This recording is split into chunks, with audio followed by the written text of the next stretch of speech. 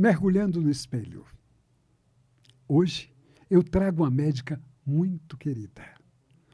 Ela trabalha com crianças e adolescentes, preparando esses adolescentes e essas crianças para a vida, para se tornarem adultos e produtivos e, consequentemente, mais felizes. E fazer a vida dessas crianças menos dolorida. E a vida dos pais mais suave, menos pesada. Eu acredito que ela, além de ser uma grande profissional, ela tem um coração muito grande. Ela passa uma afetividade e uma ternura muito grande. Por isso, ela foi convidada para o Mergulhando no Espelho. Nós temos grandes profissionais, mas nós temos também pessoas que vão um pouco além, que colocam o coração junto com a ciência. Eu trago aqui a doutora Adriane Matos, médica endocrinologista, pediátrica, especialista em crianças e adolescentes autistas. E aí, doutora Adriane? Olá. Como está, minha querida? Olá, Genô. Bom dia. É muito prazer ter sido convidada para estar aqui no Mergulhando no Espelho. Me sinto muito honrada com a sua apresentação. Realmente, tudo que eu faço é praticando tudo aquilo que eu aprendo, mas colocando o meu coração acima de tudo. É um prazer poder estar aqui compartilhando dessa experiência aqui com vocês. Que ótimo, prazer é todo meu. Eu me sinto honrado também em recebê-la. Querida, fala para mim, o que é uma médica endocrinologista? É uma especialidade, né, dentro da pediatria, que a gente cuida da parte de crescimento, da parte dos hormônios, da parte de... Agora, como nós temos a maioria das crianças comendo errado, então da parte alimentar, da obesidade. E agora eu estou com uma nova especialidade dentro da endocrinologia, que são as crianças autistas. Por quê? Essas crianças têm muitas alterações hormonais devido aos remédios que elas tomam. Então, remédios alteram a produção de hormônios, esses remédios fazem ganho de peso, esses remédios provocam o que a gente chama de síndrome metabólica. Então, eu já atendo essa criança focado, como a gente fala, com foco 360. E não apenas na doença, mas na criança, eu tenho foco na criança e na família também. Porque para essa criança estar bem, essa família também precisa estar em equilíbrio. Agora, como a gente descobre que uma criança é autista? Como um pai descobre? Que idade ele descobre? Como é esse processo? Como ele descobre?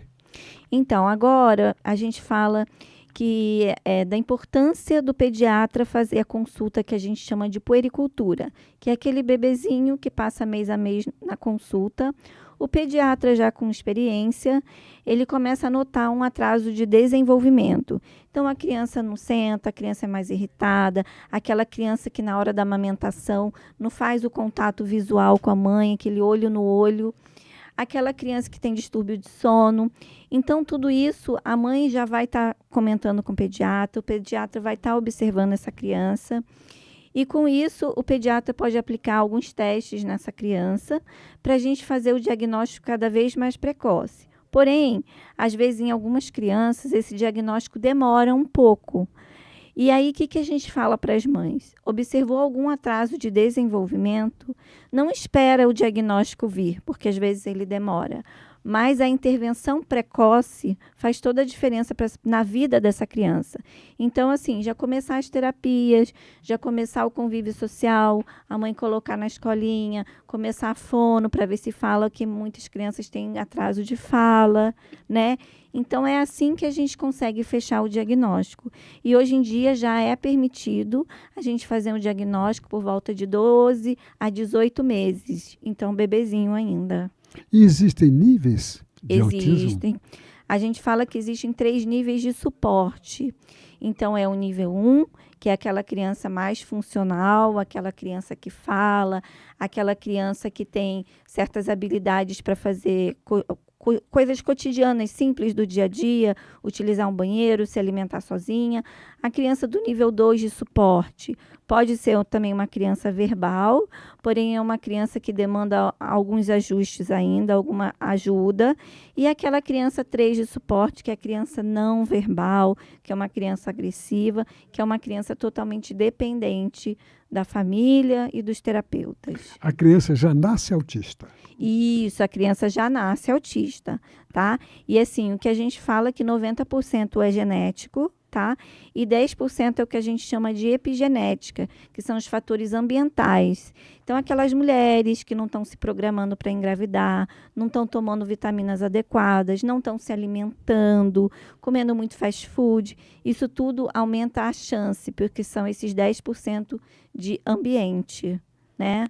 Então, isso aumenta a chance desse bebezinho vir com alguma alteração. Então, não há a menor possibilidade de a pessoa se tornar autista. Ela já nasce autista. autista. Isso, já nasce autista. Tá? A- Só assim, por que a gente tem muitos adultos hoje em dia fazendo diagnóstico tardio? Porque antigamente não se estudava muito sobre isso, né? Então, muitos autistas que eu tenho visto, adolescentes e até mesmo alguns pais dessas crianças que eu estou atendendo, se identificam nessas crianças porque antigamente não se estudava sobre isso, né? Então, não se tinha muito diagnóstico, só sabia que aquela pessoa tinha algumas questões diferentes. E olha quanto que esse adulto sofreu, olha quanto esse adolescente sofreu. Por isso é importante cada vez mais precoce o diagnóstico, para que essa pessoa tenha uma vida mais suave, né? Mais dentro de uma vida que a gente chama de uma vida típica. Quando a criança é diagnosticada, parte para um tratamento. Isso. Como é esse tratamento? Eu sei que tem níveis, cada caso é um caso. Isso. Mas como funciona esse tratamento? É medicamentoso? Como é esse medicamento? A gente fala que o tratamento é bem individualizado, né? Então, a gente não tem uma receita de bolo para todo mundo. Muitas crianças a gente consegue resolver com as terapias, não são necessários os medicamentos. Porém, quando a gente vê que o medicamento é necessário, muitas vezes a gente usa o medicamento, não precisa ser para a vida toda, a gente pode usar por um período temporário. A partir do momento que você vê que a criança está equilibrada, já está bem, a gente consegue suspender a medicação, tá? Mas a medicação muitas vezes é importante também. Mas o segredo do tratamento são as terapias, tá? Agora, o autismo não tem cura. Não tem cura, tá? E o que a gente pode fazer quando a gente consegue esse diagnóstico precoce é reduzir esse nível de suporte. Então, aquela criança nível 3 de suporte, quando bem tratada, quando feitas as terapias intensivas, porque não adianta também aquela mãe falar: meu filho faz terapia uma vez por semana. Não adianta. Tem que ser todos os dias, no mínimo 4 horas por dia, tá? Dentre escolas e as terapias, tá? Um somatório de tudo. Então, não adianta a criança fazer terapia e vai para casa e fica ali no celular, fica ali na televisão. Então, a gente fala que essas 4 horas são divididas ali entre a clínica da terapia e a escola. Tá? Como você vê o Brasil com relação ao autismo? Como estão as nossas... Então, eu vejo assim um prognóstico bem ruim, tá? Porque, assim, primeiro de tudo, as escolas não estão preparadas para receber essas crianças, que cada dia mais a gente vê esse crescimento, né? Tem uma estatística que a gente fala que a cada 36 crianças, uma é autista. Então, se você... 36 crianças, 36, uma é autista? Então, é grande o número de autistas. Sim, então a gente faz a seguinte comparação. Você vai numa escola, sei lá, 2º, 3º ano. No mínimo tem na sala da minha filha, por exemplo, 34 alunos.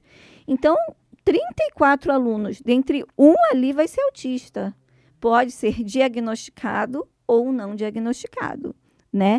Então, a gente ainda precisa melhorar muito, tá? Algumas periferias que a gente tem visto, ou alguns estados assim, que não tem muito recurso da nossa saúde, o tratamento dessas crianças são muito precários, tá? Eu tenho crianças aí que eu atendo em alguns lugares mais sem recursos, né? As crianças vêm grandes, a mãe reclamando, olha, a escola precisa ter um laudo, a escola precisa para poder intervir, para poder ter um tratamento diferenciado, para ter aquilo que a gente chama de assistente terapêutico, que é um professor ou apenas um assistente só para aquela criança. Porque a criança não fica sentada na sala de aula prestando atenção no que o professor está falando. Ela quer ficar andando pela sala, ela quer estar indo para o parque, ela quer estar indo no banheiro toda hora. Então, esse assistente vai ficar ali ao lado da criança para permitir que ela fique mais tempo sentada para que ela absorva alguma coisa daquela que a professora está passando ali, né, daquele ensino. Porque a gente vê aí adolescentes, 15, 16 anos, não alfabetizados, porque não tiveram esse apoio na escola, né? E aí a mãe já é uma mãe cansada, porque é uma mãe que corre muito atrás pelo seu filho, não consegue fazer essa parte escolar também com o seu filho, né? Então, a gente ainda precisa de muito avanço no nosso país. Nós entramos aí num problema social, num problema econômico, num problema político. Isso. Eu espero que depois dessas eleições muitas coisas mudem. É o que nós profissionais temos lutado para isso, né? Para mostrar para eles a necessidade que a gente tem de intervir aí no SUS, proporcionando serviços de qualidade, que não adianta dizer, eu tenho uma clínica de intervenção, mas é uma clínica que eu ofereço a cada 15 dias uma terapia, durante 1 hora, e uma terapia em grupo. Então, você imagina aquelas crianças não verbais que só gritam. E que tem dificuldade, uma das suas dificuldades é interagir com as outras pessoas, como pode estar num grupo. Então, você imagina um terapeuta sentado lá, tentando chamar a atenção daquelas crianças, uma corre para um lado, outra corre para o outro, ou seja, terapia zero. O terapeuta não faz milagre, né? Então, é isso que a gente está batalhando para divulgar a necessidade que a gente precisa levar para esses mais necessitados. Existe alguma associação ligada ao autismo? Como? Tem, mas assim, não consegue dar conta da demanda que a gente está tendo muito grande, né? Você falou em 30 e poucos por cento. 36, 36%? um para cada. Isso, a cada 36 crianças, pelo menos uma é autista. Agora, me fala dos níveis, mais ou menos, para a gente ter uma ideia de como é o adolescente autista. Então, nesses nível 1, nível 2, nível 3. Nível 3 é aquele adolescente que, assim, vai ser dependente para o resto da vida. Muitos usam fralda, muitos se agridem Mesmo a família. Mesmo sendo adolescente, tendo 16, 14, 15 anos? Sim, a maioria deles são não funcionais, certo, no nível 3 de suporte.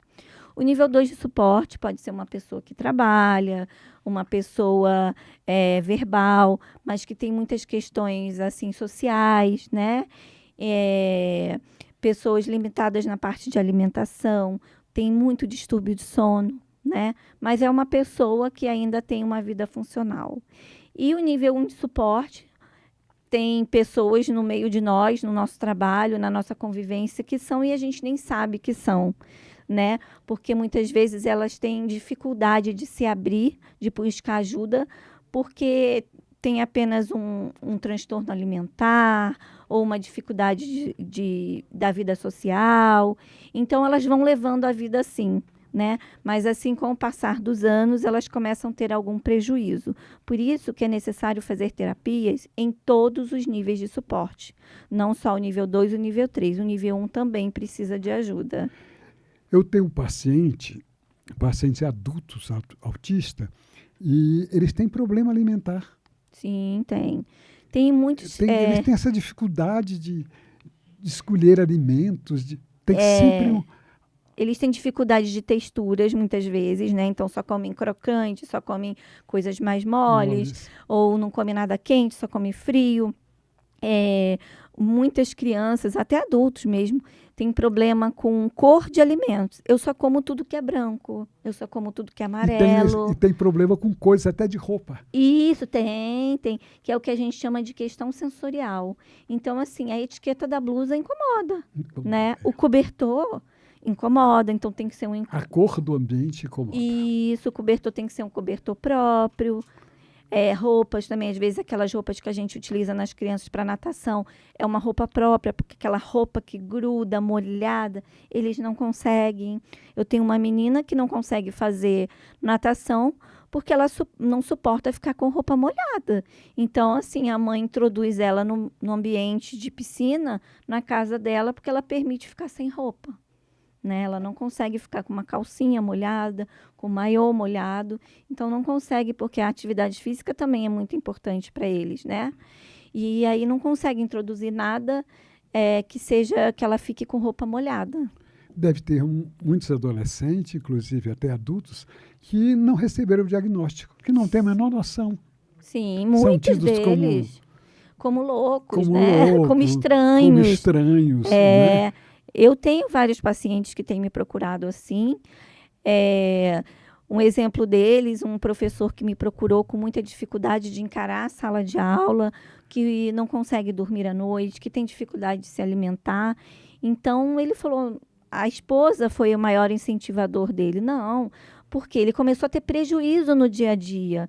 É sempre uma pessoa cansada porque não dormiu à noite. Aí vai num médico que não tem experiência e fala, eu acho que pode ser um problema de tireoide, ou eu acho que pode ser uma depressão. E no final é o autismo. Mas outra coisa que é muito bom a gente alertar as pessoas é que o autismo, ele nunca vem sozinho.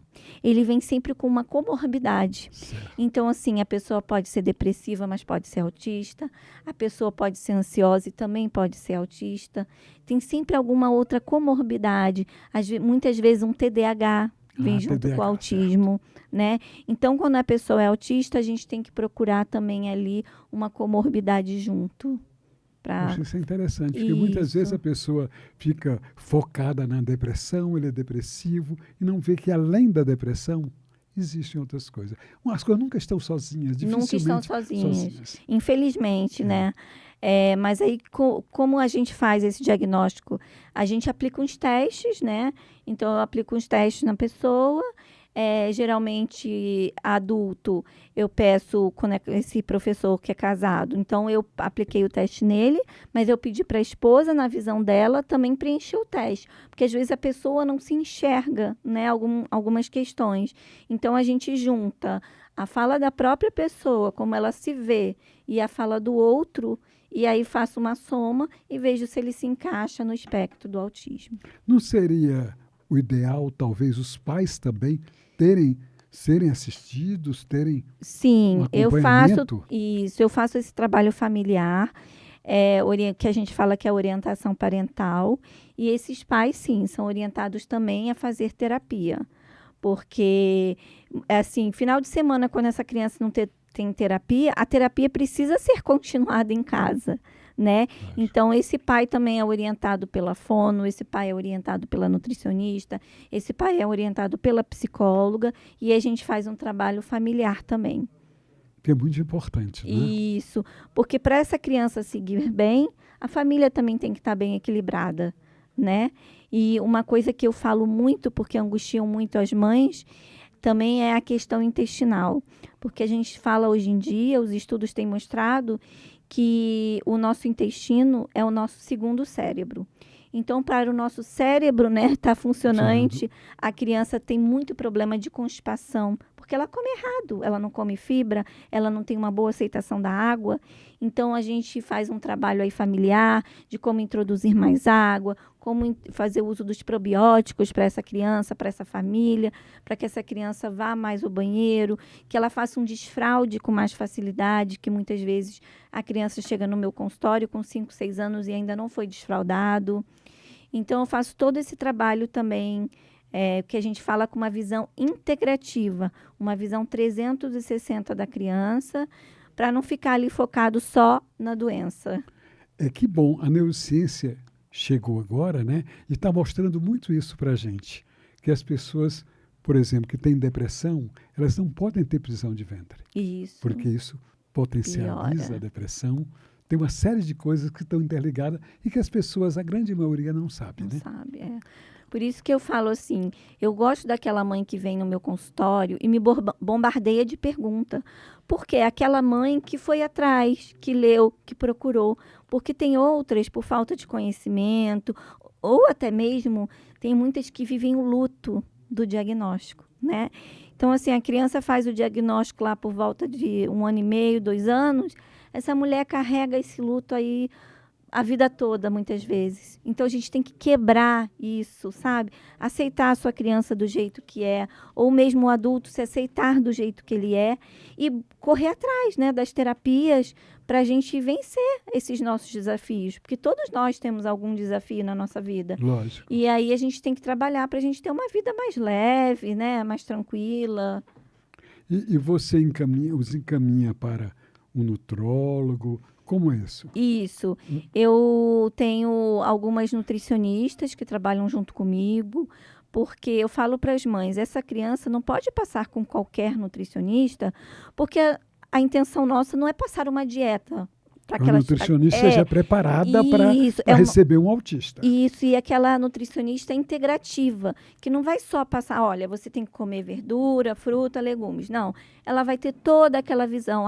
Como ele é muito seletivo, eu atendi esses dias que só tomava leite. Ele passa, a vida dele é leite, de manhã, de tarde, de noite. Então, assim, faltam muitas vitaminas na vida dessa criança.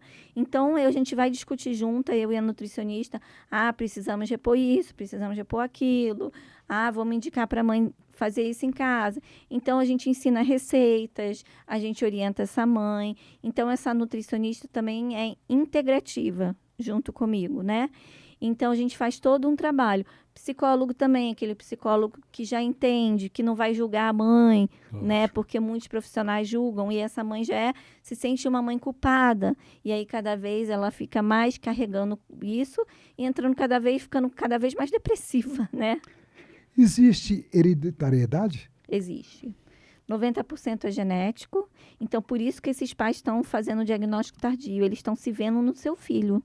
Olha, doutora, meu filho tem isso, eu também tenho. Será que eu também posso ser autista? E alguns não querem olhar no espelho. Isso por mesmo. Isso eu nego o filho. É isso aí. Eu negando o filho, eu estou negando em mim. Isso. E aí é muito importante. Eu conheço adultos fazendo diagnóstico aos 56 anos. Olha como essa pessoa sofreu a vida dela toda. Então, é isso que eu explico para as mães. Vamos tornar a vida mais leve.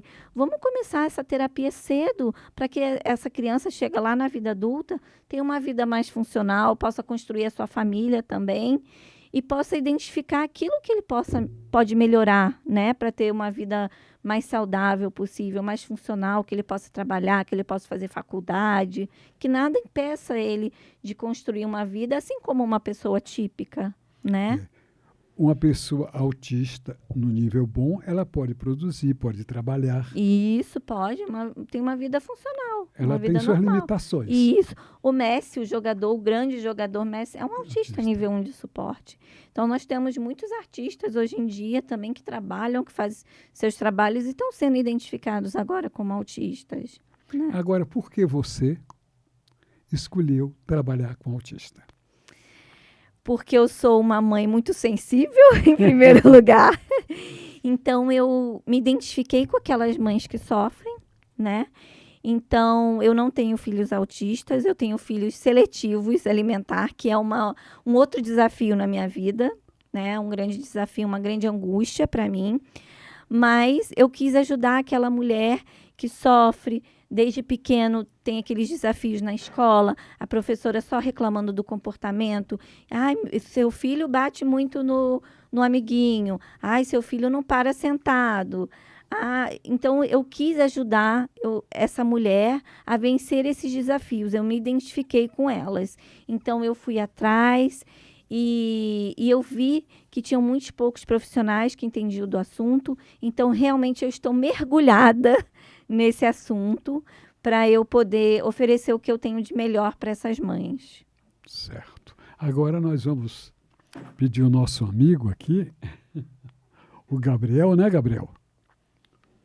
Nosso diretor técnico já mandou aqui a ternura, minha cadelinha, dizendo que nós estamos com 29 graus em São Paulo. E você tem cachorrinho, tem animalzinho? Eu tenho. E ela chama Jujuba. Jujuba? Quantos anos tem a Jujuba? Tem 2 aninhos. A Jujuba, ela foi adotada. Ela é uma cadelinha que foi adotada. Ela sofria maus tratos nas ruas, pelo que o pessoal da ONG falou. E nós pegamos ela bem pequena. Meus filhos são loucos por cachorro. E aí a Jujuba faz o papel terapêutico dela lá em casa. Levam as crianças para passear. As crianças saem no condomínio com ela para passear. E é uma companhia, assim, bem gostosa para a gente e para elas também. Pô, que ótimo, né? A ternura também foi adotada. Ah, que legal. Foi adotada, né?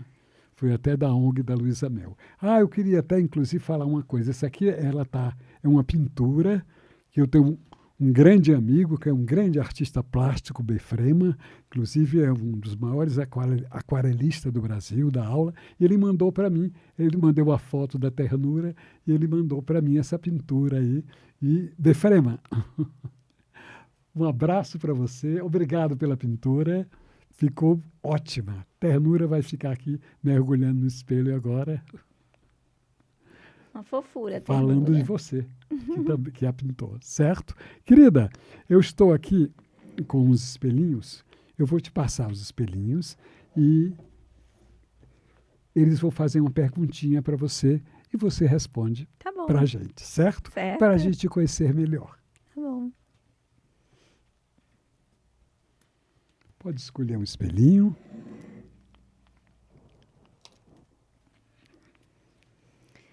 O espelho escolhido foi medo. O meu medo como mãe, como mulher, é dar o melhor para os meus filhos, né? Prepará-los para esse mundo, porque esse mundo está tão difícil, as crianças estão, que a gente falou nesse congresso esse final de semana, trocando a chupeta pelo celular, então estão sendo expostas a muitas maldades, muitos conteúdos inadequados. Então, meu medo é justamente esse, né? A exposição fora da hora dos meus filhos de conteúdos inadequados. Certíssimo. Vamos lá, outro espelhinho. Nossa, quem sou eu no espelho? Nós já, profissionalmente, nós já lhe conhecemos um pouco. Agora, quem é você? Eu sou carioca, acima de tudo, me formei no Rio de Janeiro. Vim para São Paulo para estudar e acabei ficando aqui nessa cidade encantadora, com muito progresso profissional, graças a Deus. Aqui tem muita estrutura, tem muitas melhorias, né?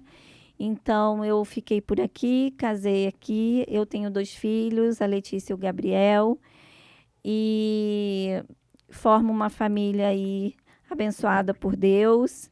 E temos a nossa Jujuba também, né? Que a gente considera filha também. E sou apaixonada naquilo que eu faço com muito amor e carinho. Atendo aqui em São Paulo, tenho um consultório, atendo muitas crianças online.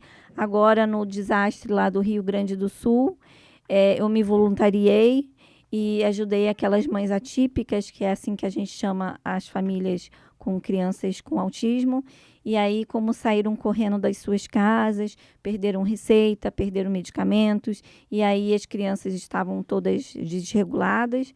E aí, através de uma pessoa que representa as famílias atípicas do Rio Grande do Sul, eu fiz contato e pude ajudá-la nessa parte de medicamentos também. Então, eu faço bastante obras sociais também. Que ótimo. Me sinto realizada. Vou no amarelinho agora. Opa! Gosto muito desse assunto, espiritualidade. A espiritualidade faz parte da minha vida. Desde aí da minha infância, sempre meus pais me introduziram que aos domingos a gente tinha que ir para a igreja, né? Eu sou católica e a gente ia sempre à missa. Me introduziram aí nesse meio que a gente tem que fazer o melhor para o nosso próximo e colocar Deus acima de tudo. E eu sempre levo isso para os meus pacientes, que eles têm que ter uma espiritualidade independente da religião, mas que a espiritualidade é muito importante para a gente vencer os nossos desafios na nossa vida. e tenho feito isso com os meus filhos também. Fazemos oração, agradecimento antes de dormir, e eu acho que é importante a gente introduzir desde cedo isso na vida de nossas crianças. Que ótimo. Mais um espelhinho. Mais um espelho. Vida. O que é a vida para você? O que é viver para você? É uma coisa maravilhosa que eu agradeço todos os dias. Enfrentei muitos desafios e aí, principalmente aí antes de para me tornar mãe, e aí eu pensei, meu Deus, eu tenho 2 caminhos, né? Porque eu tive uma gravidez difícil, foi difícil engravidar. Então eu pensei assim, falei com Deus, meu Deus, eu tenho 2 caminhos. Ou seguir a vida com você, viver da melhor forma possível, ou me afundar, né, na tristeza, na depressão, e eu escolhi a vida. Eu escolhi viver, eu escolhi estudar, eu escolhi proporcionar o melhor para o meu próximo. Mais 2 espelhinhos. A morte. Esse é um assunto que eu tenho muita dificuldade ainda de lidar, porque eu amo a vida, mas tenho trabalhado muito a minha parte espiritual e eu entendo que faz parte de todos nós vamos passar por isso e que eu saiba lidar da melhor maneira possível, porque esse ainda é um desafio que eu tenho, encarar a morte. Último espelhinho. Depressão. Esse é um assunto que faz parte do meu cotidiano, porque eu atendo muitas pessoas deprimidas, muitas mães deprimidas, e eu tento passar esse meu amor que eu tenho pela vida, essa espiritualidade, né, que me dá força todos os dias, para essas mulheres, para essas mães, para esses adolescentes a vencerem esse tema que é a depressão, que a gente viu que essa semana nós perdemos um adolescente no colégio, né, de alto padrão para depressão, né? Então, que não se repita. Então, eu tento passar esse meu lado positivo para as pessoas para vencer a depressão. Que depressão não escolhe classe social, não escolhe idade. Não escolhe. Conheço muitos colegas do meio médico que vivenciam a depressão. Então, assim, não é fácil, ninguém escolhe, mas a gente tem que saber sair dela, né? Trabalhar, fazer terapia, não é vergonha para ninguém dizer eu faço terapia, né? Então, para vencer essa grande doença do nosso século. Certo. O nosso amigo agora, Raul, vai colocar para a gente aqui a nossa lâmpada. Esta é uma lâmpada, é a lâmpada do Aladim, e você pode fazer um pedido para esse gênio que está aí. O que você quiser, qual seria o seu pedido? O que você pede para o gênio? Olha, eu peço para o gênio que as autoridades enxerguem o sofrimento da nossa população na área da saúde. Eu batalho todos os dias no local que eu trabalho público, que me faltam muitos recursos que não estão ao meu alcance. A minha sorte é que eu tenho os meus superiores, os meus gerentes, me apoiam, porque eu estou sempre ali lutando pelo meu paciente. Então, o que eu peço ao gênio é que ilumine esses nossos governantes que vão trocar agora, que proporcione uma saúde melhor para a nossa população. Querida, foi um prazer imenso recebê-la aqui. Você é uma pessoa que tem muita luz e você iluminou o nosso ambiente. Obrigada, foi um prazer muito grande estar aqui. Muito obrigada pelo convite. É muito bom, eu adoro falar sobre esse tema. Porque o que eu penso, o que eu divulgo nas minhas redes sociais é justamente isso. Vamos expandir conhecimento, vamos levar àquelas famílias mais necessitadas o conhecimento para buscar ajuda para sua criança, para sua família. Então, é isso que eu quero, divulgar conhecimentos. Que ótimo, muito obrigado. Antes da gente finalizar, eu vou te mostrar o desenho que eu fiz durante o nosso podcast, que foi você mergulhando no espelho. Que É um honra! registro aqui. Nossa, muito obrigada. Pode levar, Muito né, um obrigada. registro de você mergulhando no espelho. Ah, assistindo aqui, nós temos um amigo, uma pessoa aqui, Raul, né? Que vai. Vem cá, Raul. Raul.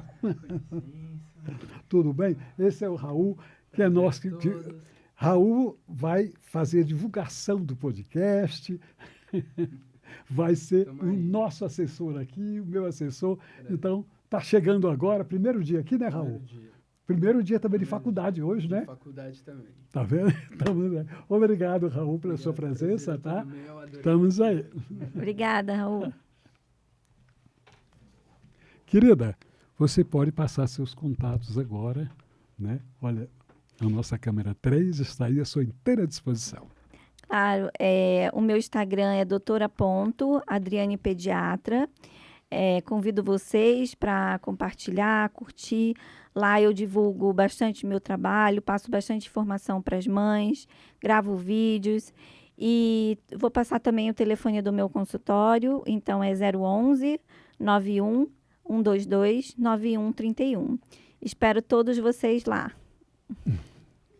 Turma, faça uma coisa. Não se esqueça, se inscreva no nosso canal. Tem muita gente que assiste, eu já estive observando, mas esquecem de se inscrever. É importante para a gente. É um registro de que você esteve junto, que você gostou e que você entrou na família. Uma família cheia de espelhos. Tchau!